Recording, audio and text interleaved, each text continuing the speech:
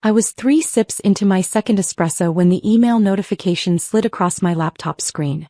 Subject line: Immediate access revision action required. The sender? Caleb Dawson, freshly minted Vice President of Digital Operations at Creston Financial Group. I didn't need to open it to know what was inside. The tightness in my chest told me everything I needed to know before I even clicked. Inside, buried under 2 paragraphs of corporate doublespeak about streamlining operational dependencies and enhancing internal capabilities, was the real message. Zaraya, effective immediately, your administrative credentials for the regulatory compliance infrastructure have been suspended pending internal review. We appreciate your contributions and will be in touch regarding transition protocols. No phone call. No meeting. Not even a courtesy heads-up from someone who'd pretended to value my work just 3 weeks earlier during the quarterly review. Just a cold, clinical email that treated me like I was some disposable contractor who could be unplugged without consequence. I leaned back in my chair, fingers hovering over the keyboard, and felt something shift inside me. Not anger exactly. More like recognition. The kind that comes when you realize someone has made a catastrophic miscalculation, and you're about to watch it unfold in real time.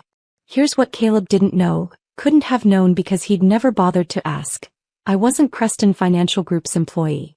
I'd never been on their payroll, never received benefits, never attended a single mandatory HR training about workplace sensitivity or fire drill procedures. I was Bennett Systems Integration, a fully licensed, independently operated vendor with a contractual relationship that predated his arrival by 5 years. Every single system he just locked me out of, I built it. I owned it. And most importantly, I had the paperwork to prove it. By the way, if you're listening to this and haven't hit subscribe yet, do me a favor and tap that button. Like the video too. About 95% of you are watching without subscribing, and it actually helps us keep making these stories when you show support. Alright, back to Caleb's spectacular mistake. The infrastructure he'd just severed me from wasn't some internal IT setup that Creston could just absorb into their operations. It was a fully compartmentalized, vendor-managed compliance ecosystem that I'd architected from the ground up.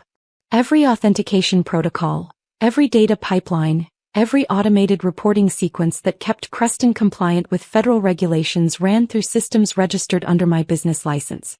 I wasn't some middle manager with fancy credentials. I was the vendor.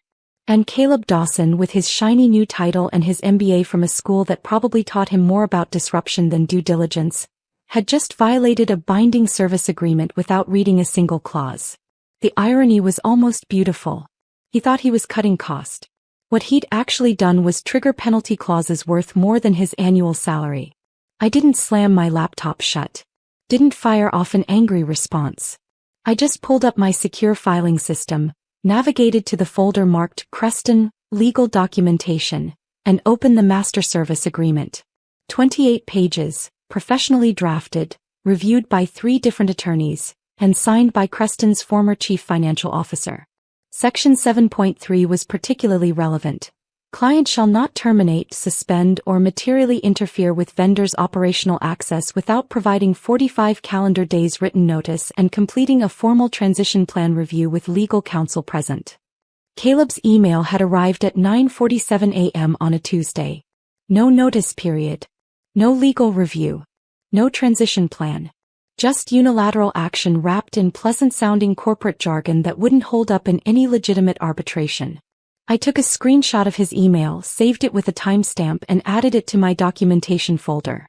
Then I picked up my phone and called my attorney. "Eloan," I said when she answered. "We need to talk about Creston. They just breached." The relationship with Creston started innocently enough. Back when they were still scrambling to meet regulatory requirements after a nasty audit revealed gaps in their compliance infrastructure. Their internal IT team was competent enough for day-to-day operations but completely overwhelmed when it came to building systems that could withstand federal scrutiny. I'd been brought in as an external consultant initially, just a 3-month contract to assess their vulnerabilities and recommend solutions. What I found was worse than anyone anticipated. Their audit logs were stored across 7 different platforms with no unified tracking system. Their data retention policies were inconsistent at best, non-existent at worst. And their backup procedures? A junior administrator running manual exports to an external hard drive every Friday afternoon. assuming he remembered. It wasn't just inefficient. It was legally dangerous. One serious audit, one regulatory investigation, and Creston Financial Group would have been buried under fines that made their quarterly earnings look like pocket change. So I proposed an alternative. Instead of just writing a report and walking away, I'd build them a complete vendor-managed compliance environment, fully isolated from their internal infrastructure to prevent insider tampering. Automated logging and reporting sequences that ran like clockwork. Immutable audit trails that couldn't be altered or deleted even by administrators with root access. Everything designed to satisfy federal requirements while remaining completely hands-off for their overwhelmed internal team. The catch? It wouldn't be their system. It would be mine. I registered Bennett Systems integration officially, filed all the necessary business paperwork, secured my own liability insurance, and drafted a service agreement that made the ownership structure crystal clear. Creston would license access to the environment. They'd receive all the compliance benefits, all the reporting outputs, all the peace of mind that came with knowing their regulatory infrastructure was bulletproof. But the underlying architecture, the credentials, the administrative controls, those belonged to me. Their CFO at the time, a sharp woman named Maisie Grant who actually read contracts before signing them, approved it immediately. She understood the value of compartmentalization, of having critical systems managed by someone who had legal skin in the game. She saw it as reducing risk, not surrendering control. The agreement we signed was explicit. 28 pages of carefully worded clauses that covered everything from service-level expectations to termination procedures to penalty structures for breach of contract. Section 7.3 was Maisie's idea, actually. She wanted to ensure that if Creston ever decided to transition away from my services, they'd do it properly. 45 days notice. Formal transition planning. Legal oversight. I don't want some future executive making impulsive decisions that put us in a bind, she'd said during our final contract negotiation. If we're going to end this relationship, we're going to do it right. I'd appreciated her foresight then. I appreciated it even more now. For 5 years the system ran flawlessly. Every Monday morning at 4 a.m., automated scripts pulled data from Creston's operational databases, processed it through compliance filters, and generated reports that were automatically uploaded to their regulatory portal. Every quarter, comprehensive audit packages were assembled and delivered to their legal team for review. Every time a federal examiner requested documentation, Creston could produce immaculate records within hours. I invoiced quarterly, $48,000 per cycle, which worked out to roughly $16,000 per month for a system that would have required 2 full-time employees and constant maintenance if they'd tried to manage it internally. It was, by any reasonable measure, a bargain. But apparently Caleb Dawson didn't see it that way. He'd arrived 6 months ago with the kind of energy that made longtime employees nervous. Young, confident, armed with frameworks and methodologies from his previous role at some fintech startup that had burned bright and died fast. He talked constantly about optimization, about eliminating redundancies, about bringing everything in-house. I'd met him exactly twice. Once during an executive team introduction where he'd given me a firm handshake and said something vague about looking forward to understanding our vendor relationships better. The second time was during a town hall presentation where he'd unveiled his strategic vision for the department. That presentation should have been a warning. Slide after slide about reducing external dependencies, about building internal capabilities, about how third-party vendors created vulnerabilities in the operational chain. He'd thrown around phrases like ecosystem consolidation and ownership mentality, while gesturing at charts that apparently justified cutting costs by millions. One slide in particular caught my attention. It showed external vendor spending by category, with each category represented by a colored bubble. Infrastructure and compliance services, my category, was highlighted in red with an arrow pointing to projected savings of $650,000 annually. I'd done the math immediately. $48,000 per quarter was $192,000 per year. To save $650,000, he'd have to eliminate at least 3 other vendors in addition to me. The fact that my bubble was highlighted separately suggested he didn't understand that Bennett Systems integration was a singular vendor, not a category of spending. He thought I was expensive overhead. What I actually represented was the bare minimum cost of maintaining regulatory compliance without hiring a dedicated team. But I didn't stand up during that presentation. Didn't raise my hand or send a concerned email afterward. I just made a note to review my contract that evening and ensure my documentation was pristine. Because I'd seen executives like Caleb before. They came in hot, made sweeping declarations and inevitably crashed into reality when their optimistic projections met actual operational constraints. I just assumed reality would arrive before he did something truly stupid. I was wrong. The call with Aloan lasted 47 minutes. She didn't interrupt once while I walked her through the timeline, the contract clauses and Caleb's email. When I finished, there was a long pause. Then she laughed. Not a polite chuckle, but a genuine, incredulous laugh that told me everything I needed to know. "Soraya," she said, "this is the cleanest breach case I've seen in 3 years. He didn't just violate one clause. He violated the entire termination framework. No notice period. No transition plan. No legal consultation. And he documented it all in writing with a timestamp." "So what's our next move?" I asked. "We send them a formal breach notification. Outline the violations, cite the relevant contract sections, and present the penalty calculation. Section 7.3 specifies liquidated damages of $800,000 for improper termination. Section 9.2 adds an additional $200,000 if the violation results in operational disruption. And Section 11.4. She trailed off and I heard papers rustling on her end. Section 11.4, she continued, states that if the client attempts to access or replicate vendor-managed systems without authorization, they're liable for an additional penalty equal to 18 months of service fees. That's another $288,000. I did the math silently. $1,388,000. For one impulsive email and whatever ham-fisted attempts were probably already underway to access my systems. "They're going to argue it wasn't intentional," I said. "Caleb probably thinks he was just suspending a consultant's access while they figured out next steps." "Doesn't matter," Aloan replied. "Intent isn't a factor in liquidated damages. The contract is clear. He took an action that triggered breach. The penalties are predetermined and non-negotiable. That's the entire point of liquidated damages clauses. They exist precisely so we don't have to argue about intent or harm. The harm is assumed and the compensation is specified." "When do we send the notification?" "Today. I'll draft it this afternoon and have it over to you for review by 4. We'll send it via certified mail and email to create a dual paper trail. Once they receive it, they have 14 business days to cure the breach or remit payment.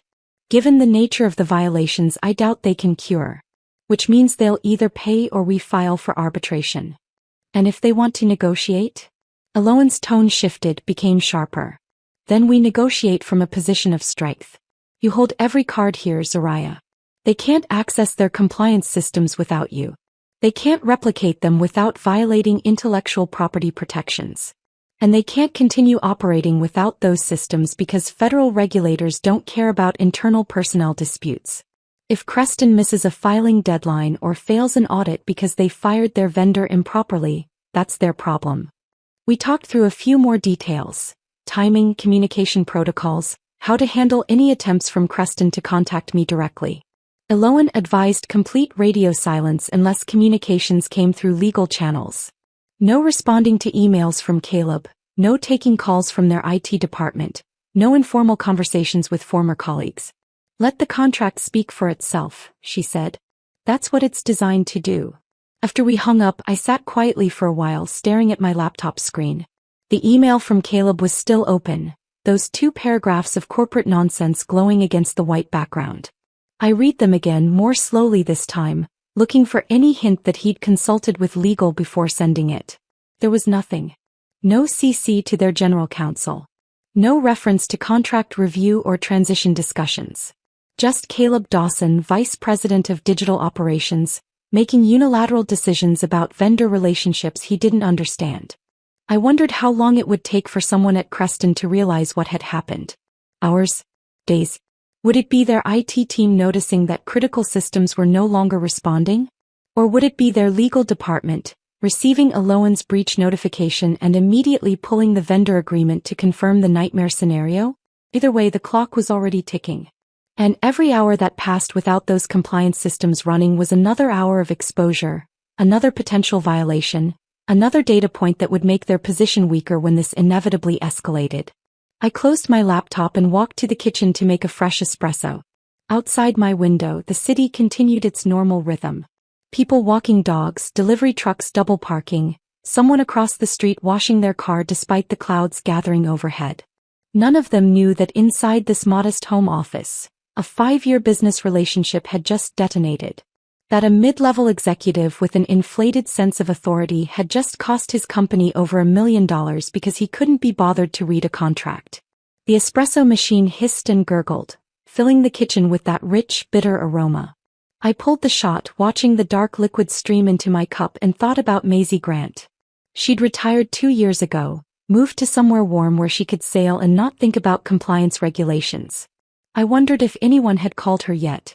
If she'd heard that her carefully constructed vendor agreement was about to save the company from its own incompetence. Probably not. Maisie was yesterday's news to people like Caleb. He was too busy optimizing the future to learn from the past. My phone buzzed. A text from Eloan, draft in progress. This is going to be surgical. I smiled, took a sip of espresso, and went back to my office to wait. The first crack in Creston's facade appeared at 2:47 p.m. that same day. I knew because my monitoring system, the same system Caleb thought he'd locked me out of, sent me an automated alert. Someone was attempting to access the compliance portal using administrative credentials that had been deprecated 18 months ago. The attempts were clumsy, almost comically so. Whoever was trying to get in was using a brute force approach, cycling through old passwords and attempting to bypass authentication by resetting security questions. Each failed attempt generated a log entry that was automatically encrypted and time-stamped, creating an immutable record of exactly what Creston's team was doing.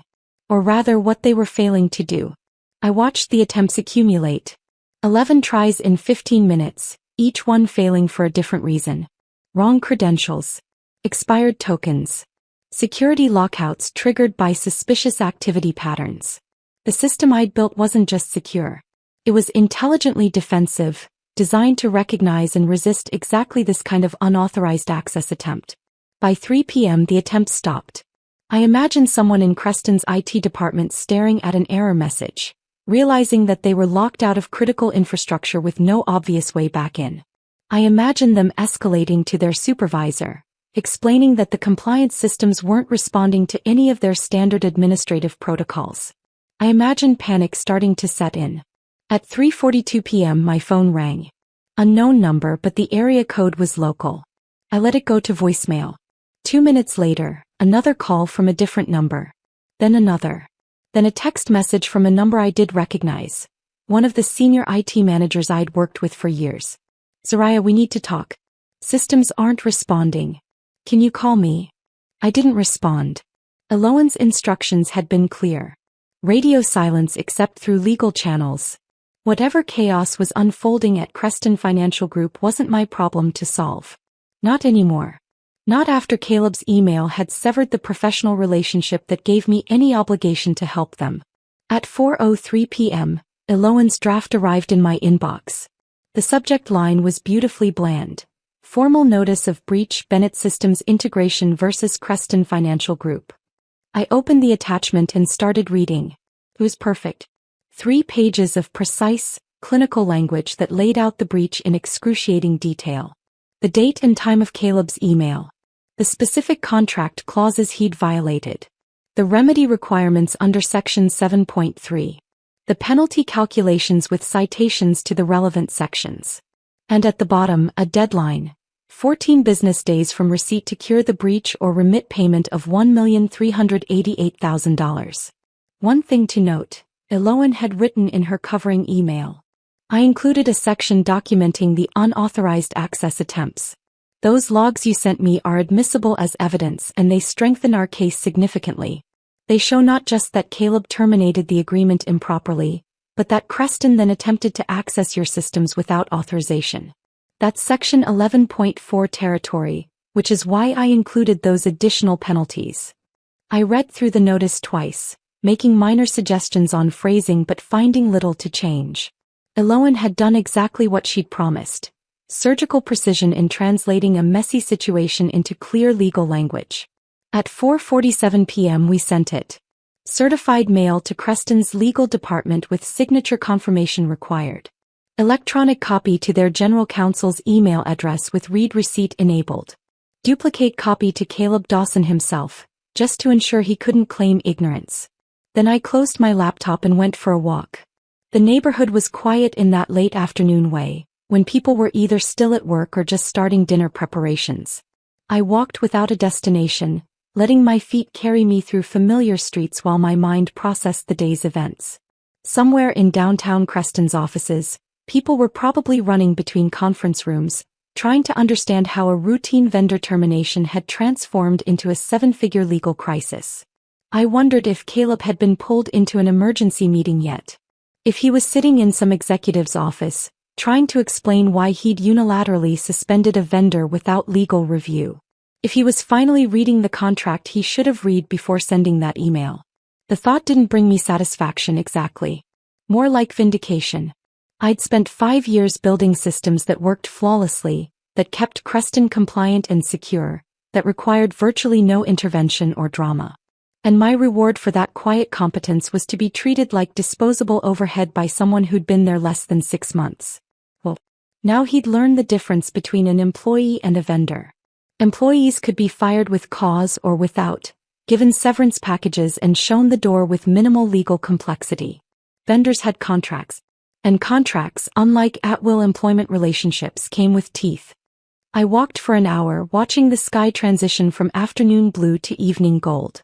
By the time I got home, the sun was setting and my phone had collected 17 missed calls, 11 text messages and 3 voicemails. All from Creston numbers.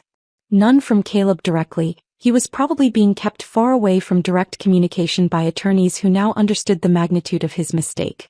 I deleted the voicemails without listening, archived the texts without reading and put my phone on Do Not Disturb. Tomorrow would bring responses, consequences and probably desperate attempts at negotiation. But tonight I had nothing to do except wait for the system to work exactly as it was designed to. Contracts aren't weapons. They're boundaries. Clear, explicit boundaries that define what's acceptable and what isn't. And when someone crosses those boundaries, the consequences aren't punishment. They're just the natural result of choices made freely by people who should have known better. Caleb Dawson had made his choice at 9:47 a.m. with an email he probably thought was routine. Now he was going to learn what happens when routine assumptions meet contractual reality. I made dinner. Nothing fancy, just pasta with vegetables, and ate while reading a novel that had nothing to do with compliance infrastructure or vendor agreements or corporate drama. For the first time all day I felt something close to peace. Not because I was winning. Because I'd built something that couldn't be casually dismissed or erased by someone who didn't understand its value. The system was still running, still logging, still protecting itself. Even without me actively managing it, even with Caleb trying to tear it apart, it was doing exactly what I'd designed it to do. Sometimes the best revenge isn't what you do after someone wrongs you. It's what you built before they even arrived. The next morning started with an email that arrived at 6:33 a.m., before I'd even finished my first coffee. The sender was Helena Brakes, General Counsel for Creston Financial Group. The subject line, Urgent Bennett Systems Integration Contract Discussion. I let it sit unopened while I went through my morning routine. Shower, coffee, breakfast. I wasn't being deliberately petty. I just wanted to be fully awake and clear-headed before engaging with whatever was inside that message. At 7:45 a.m. I finally opened it. Helena's email was a masterpiece of controlled panic disguised as professional courtesy. She opened by acknowledging receipt of a loans breach notification, confirming that Creston's legal team was reviewing the matter with utmost priority and seriousness. She noted that there appeared to be significant misunderstandings about the nature of recent administrative actions, and expressed hope that we could engage in productive dialogue to resolve this situation amicably. Then came the real ask. Would I be willing to schedule a call with her and Creston's executive team to discuss potential paths forward that serve everyone's interests? I forwarded the email to Aloan without comment. She called me 12 minutes later. They're terrified, she said without preamble. That email is corporate speak for, we just realized how badly we screwed up and we're desperately hoping you'll accept less than what the contract entitles you to. Should we take the meeting? Absolutely not. Not yet anyway. Right now they're trying to negotiate before they've even fully assessed the damage. They want to feel out whether you're willing to be reasonable, whether you might accept an apology and a reduced payment in exchange for restoring access. If we take a meeting this early, we're signaling flexibility when we should be signaling strength. So what do? We respond professionally but firmly. We acknowledge their outreach, confirm that we're committed to following the contractual process, and reiterate that the remedy period has begun. We make it clear that we're not interested in informal negotiations outside the framework the contract provides. They had 45 days notice written into their agreement for exactly this scenario. They chose to ignore it. Now they live with the consequences. Eloan drafted a response that I approved with minor edits. It was cordial but immovable. We appreciated Helena's outreach, we were committed to professional resolution, and we looked forward to their response within the 14-day remedy period specified in the breach notification. No mention of meetings. No opening for negotiation. Just a polite restatement of what the contract required. We sent it at 9:15 a.m. By 10 a.m. my monitoring system had logged another 43 unauthorized access attempts. This time they were more sophisticated, suggesting that Creston had brought in external consultants or contractors to try breaking through my security protocols. The attempts targeted different authentication vectors, API endpoints, backup access routes, administrative backdoors that didn't actually exist. Each attempt failed. Each failure generated another time-stamped log entry. Each log entry strengthened the case that Creston wasn't just dealing with a contractual breach. They were actively attempting to circumvent security measures protecting systems they didn't own. At 11:23 a.m., I received an email from someone I didn't recognize. The name was Blake Anderson, and his signature indicated he was a senior infrastructure consultant with some firm I'd never heard of. The email was technically addressed to my Bennett Systems Integration business address, which was at least more proper than Caleb's original communication to my personal email. Ms. Bennett, it began, I've been engaged by Creston Financial Group to assess their compliance infrastructure and assist with the transition to internally managed systems. I understand you built the current environment and I'm hoping we can schedule a brief technical consultation to discuss the architecture and facilitate a smooth handoff. I almost laughed. They'd hired someone to reverse engineer my systems, and now that poor consultant was reaching out for a friendly chat, probably having no idea about the legal mess swirling around this engagement. I forwarded it to Eloan with a note. Should I respond to this? Her reply came back in under a minute. Absolutely not. Any technical discussion could be construed as cooperation with their transition efforts, which would undermine our breach claim. If Blake Anderson wants information about your systems, he can review whatever documentation Creston received as part of the original service agreement, which, if I'm remembering correctly, was intentionally limited to user-facing functionality, not architectural details. He was right. The service agreement I'd signed with Creston included detailed documentation about how to use the compliance systems, how to run reports, how to access audit logs, how to troubleshoot common issues. What it didn't include was any information about the underlying architecture, the security protocols, the authentication mechanisms, or the vendor-side infrastructure that made everything work. That information was proprietary.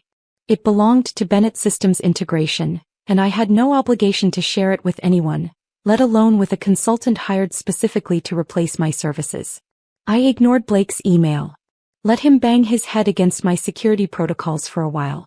Maybe eventually someone at Creston would realize that hiring external consultants to crack open a vendor-managed system wasn't just expensive, it was potentially illegal depending on how aggressive they got. The rest of the morning passed quietly. I worked on projects for other clients, reviewed invoices, responded to routine business emails. It felt surreal to be conducting normal work while knowing that somewhere across town, an entire organization was probably in crisis mode over systems I'd built. At 1:47 p.m. my monitoring system sent another alert. This one was different. Instead of failed access attempts, it was notifying me that the compliance portal had missed its scheduled data synchronization with Creston's operational databases. The sync ran every 6 hours, pulling fresh transactional data that needed to be processed for regulatory reporting. When it missed a sync, It meant that Creston's compliance reporting was starting to fall behind their actual business operations. One missed sync wasn't catastrophic. The system was designed with buffer periods to accommodate occasional technical issues. But if the syncs continued failing, if days passed without fresh data being processed, then Creston would start missing regulatory filing deadlines. And those deadlines weren't suggestions. They were federal requirements with penalties for non-compliance. I wondered if anyone at Creston had noticed yet. If their internal teams were monitoring the compliance systems closely enough to realize that data was going stale. Or if they were so focused on trying to break into my infrastructure that they hadn't stopped to check whether the systems were still functioning. At 3 p.m. I got my answer. Another email from Helena Briggs, this one with a subject line that dropped all pretense of calm professionalism, critical compliance system status. I opened it. Ms. Bennett, it began, our internal monitoring has detected irregularities in the compliance data synchronization process. We are approaching deadlines for several mandatory regulatory filings, and we need to understand the current operational status of the systems managed under your contract. Please advise immediately regarding system functionality and any steps required to restore normal operations. There was the moment when panic transformed from theoretical to immediate. They'd finally realized that trying to lock me out hadn't just created a legal problem. It had created an operational crisis with real-world consequences. I forwarded the email to Eloan. Now they're noticing the operational impact. How should we respond? Her reply was faster this time. We don't. Or more precisely, we respond through me. I'll send a brief note confirming that the systems are functioning as designed, but that Creston's attempts to access and modify vendor-managed infrastructure have disrupted normal operational procedures. I'll remind them that the breach notification outlines the required steps for resolving this situation, and that system restoration is contingent on proper contractual remedy. You're basically telling them the systems work fine, but they broke their own access to them. Exactly. Because that's what happened. Your infrastructure is operating normally. It's running its security protocols, maintaining its integrity, protecting itself from unauthorized access exactly as designed. The fact that Creston can no longer use those systems isn't a system failure. It's a direct consequence of their decision to terminate the vendor relationship improperly. What if they argue this is holding them hostage? That I'm deliberately disrupting their operations to extract penalty payments? They can argue whatever they want. The facts are clear. They terminated the relationship without following contractual procedures. They attempted unauthorized access to vendor-managed systems. And now they're experiencing the natural consequences of those decisions. You're not disrupting anything. You're simply declining to provide services to an organization that fired you in breach of contract. Eloan sent her response at 3:47 p.m. I didn't see Helena's reaction, but I imagined it wasn't pleasant.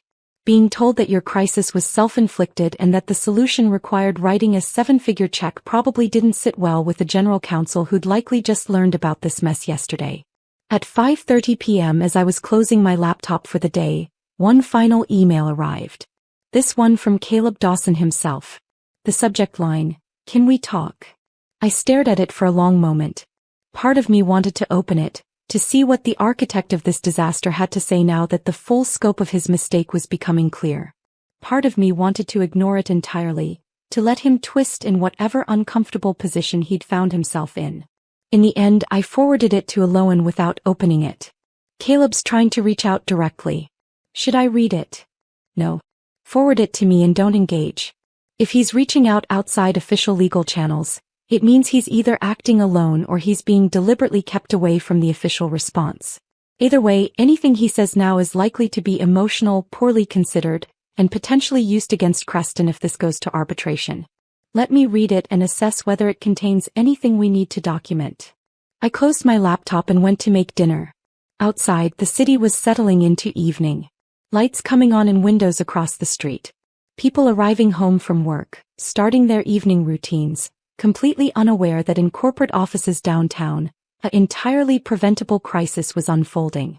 Somewhere, Caleb Dawson was probably realizing that his cost optimization initiative had just cost his company more than he'd save in a decade.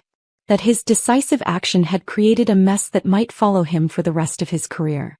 And somewhere Helena Briggs was probably explaining to executives why a simple vendor termination had transformed into a $1 million breach claim with operational consequences that threatened regulatory compliance. I didn't feel triumphant. I felt tired. Tired of having to prove my value after 5 years of flawless service. Tired of dealing with executives who viewed vendors as expendable resources rather than professional partners. Tired of having systems I'd built treated like disposable infrastructure instead of carefully architected solutions to complex problems. But mostly I felt validated. Because everything that was happening now, every crisis and complication and expensive consequence, was exactly what the contract was designed to prevent. Maisie Grant had understood that 5 years ago when she'd insisted on those protective clauses. She'd known that eventually someone would try to make impulsive decisions about systems they didn't understand. The contract wasn't punishment. It was protection. For both sides. Creston had just forgotten that protection works both ways. I ate dinner slowly, read for an hour, and went to bed early. Tomorrow would bring more emails, more attempted access, more desperate outreach from an organization learning the hard way that vendors aren't employees. And I would continue doing exactly what I'd been doing since Caleb's first email arrived. Following the contract, protecting my systems, and letting the legal framework do exactly what it was designed to do. Sometimes the best response to chaos is simply to remain still and let consequences unfold naturally. Day 3 of the crisis brought a shift in tone. The emails from Creston's legal department became less frequent but more carefully worded. The unauthorized access attempts stopped entirely, suggesting that someone had finally ordered the IT department and their external consultants to cease their hacking efforts before creating additional liability. At 9:15 a.m., Eloan called with an update. Helena reached out to me directly this morning. Off-the-record conversation, no email trail. She wanted to understand our position and explore whether there's flexibility in how we proceed. What did you tell her? That our position is exactly what's written in the breach notification. Creston has 14 business days to cure the breach or remit payment. The contract doesn't provide for negotiation outside that framework, and we're not interested in creating informal agreements that circumvent the very structure they violated. How did she respond? She asked whether you'd be willing to restore system access if Creston agreed to immediately begin the cure process. I told her that system access and breach remedy are separate issues. The systems are functioning as designed and providing the security protections they were built to provide. If Creston wants to use those systems, they need to have a valid vendor relationship, which means either curing the breach through formal process or negotiating a new agreement entirely. I poured myself more coffee thinking through the implications. They're looking for a way to get the systems back online without admitting fault. Exactly. And we can't give them that. If we restore access before the breach is resolved, we're essentially validating their right to terminate improperly and then negotiate restoration after the fact. That completely undermines the contractual protections. The whole point of those 45-day notice requirements is to prevent exactly this scenario. Rash decisions followed by damage control. What's our next move? We wait. The remedy period ends in 11 business days. They can cure by formally retracting the termination, acknowledging the breach and committing to follow proper procedures if they want to.